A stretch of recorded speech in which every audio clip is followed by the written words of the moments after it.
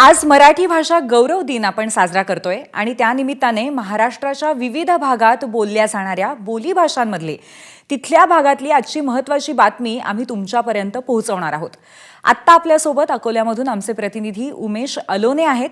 अकोल्यासह संपूर्ण विदर्भामध्ये वऱ्हाडी ही बोलीभाषा बोलली जाते आणि त्याच भाषेत आमचे प्रतिनिधी उमेश अलोने आपल्याशी संवाद साधणार आहेत। उमेश, काल अमोल मिटकरींनी मंत्र्यांचे ओएसडी आणि पीएन संदर्भात एक मोठा आरोप केला होता। अगदी स्वपक्षातील नेत्यांनाही त्यांनी सोडलं नव्हतं। या संदर्भातले अधिक काही अपडेट्स आहेत का आणि त्या पार्श्वभूमीवर विदर्भामध्ये वातावरण काय आहे? कारण अमोल मिटकरी विदर्भातले नेते आहेत। मंत्रालयातल्या चहापेक्षा किटल्या गरम आहे असं म्हणते लय लोक म्हणते। आपल्या मराठीत मन बी आहे तशीच। तर मंत्रालयातल्या मंत्र्यांच्या किटल्या ज्या आहेत म्हणजे ओएसडी त्याचे पीएस आहे हे कशा पद्धतीने काम करते याचं जे आहे त्याच्यावरून वातावरण सणान तापलंय महाराष्ट्रातलं। तुम्ही म्हणसाल कसं तापलं? तर आमच्याच विदर्भातल्या राष्ट्रवादीचे आमदार अमोलभाऊ मिटकरी त्यानं एक आरोप केला की बा त्याला एक काम करत होतं त्याच्या मतदारसंघात म्हणजे अकोला जिल्ह्यात 5 कोटीचा निधी पाहिजे तर 5 लाख रुपये द्या असं त्याला संदीपान भुमरेच्या ओएसडीनं तेव्हा मागितले असं त्यानं म्हणलं। मग ते झाल्यानंतर तर चांगलंच, मग एकदा आमदार जर सत्ताधारी बोलू राहिला तर मग विरोधक काय चुप राहतात का? त्याने बी सुरू केलं सरकारले वाजवणं।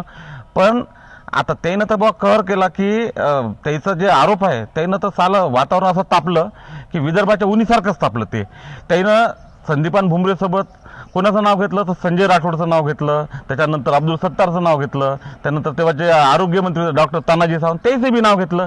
इथं काम करायला गेले की पैसेच मागित म्हणते लोक। मग पैसे मागणार आहे तर एखादा सत्ताधारी आमदार आले त्यानं पैसे मागितले तर बाकीच्या लोकांचं काय?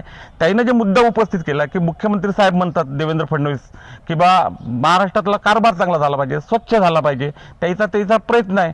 जर सरकारमधल्या मंत्र्याच्याच लोकांना पैसे मागितले तर या सरकारची प्रतिमा कशी काय सुधरल? हाच मुद्दा अमोल मिटकरी साहेबांना मांडला। आणि त्याचे जे आता महाराष्ट्राचे लाडके मुख्यमंत्री महायुतीचे लोक सांगतात देवाभाऊ आहे, तर देवाभाऊच्या या अभियानाला त्याच्याच लोकांना हरताळ फासला असं म्हणता येते।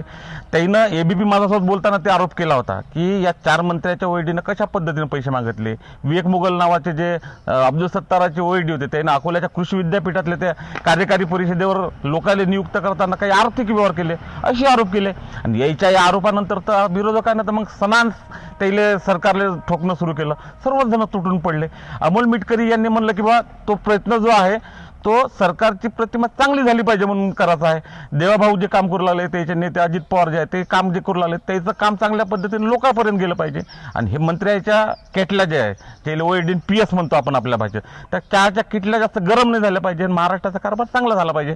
आता या आरोप प्रत्यारोपानंतर पुढचं वातावरण महाराष्ट्राचं आणखीन सणान तापणार आहे। तोपर्यंत या आरोप प्रत्यारोपाच्या होरपळीत मात्र सर्वसामान्य लोकांचे काम झाले पाहिजे एवढीच अपेक्षा महाराष्ट्र व्यक्त करत आहे। एबीपी माझा, उघडा डोळे बघा नीट।